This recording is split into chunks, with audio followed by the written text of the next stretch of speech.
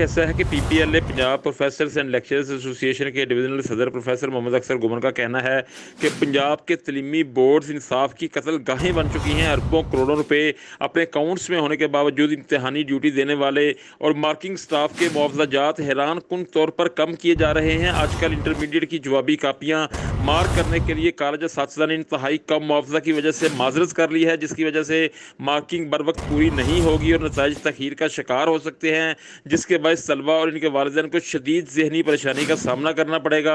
सदर पीपीएलए प्रोफेसर अख्तर गुमर का मज़ीद कहना था कि बोर्ड के तमाम मुलाजमीन साल में कई बोनस लेते हैं।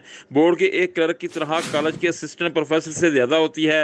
बोर्ड ने हाल ही में मुख्तलिफ मद में तलबा की फीसों में होश रुबा इजाफा किया है, मगर सुपरवाइजरी और मार्किंग स्टाफ के मुआवजात बढ़ाने के बजाय कम कर दिए हैं। इस सिलसिले में कॉलेज और स्कूल असातिज़ा ने चेयरमैन बोर्ड जो मौजूदा कमिश्नर हैं को अलग अलग दरखास्तें जमा करवा दी हैं, जो शायद रद्दी की टोकरी की नज़र कर दी गई हैं। पीपीएलए के सदर का कहना था कि अगर इंटरमीडिएट का फ़ी कापी मुआवजा कम से कम 100 रुपये और मैट्रिक का मुआवजा कम से कम 80 रुपये ना किया गया तो कॉलेज और स्कूल के तमाम असातिज़ा मार्किंग के साथ प्रैक्टिकल की ड्यूटी का भी मुकम्मल बाइकआउट करेंगे।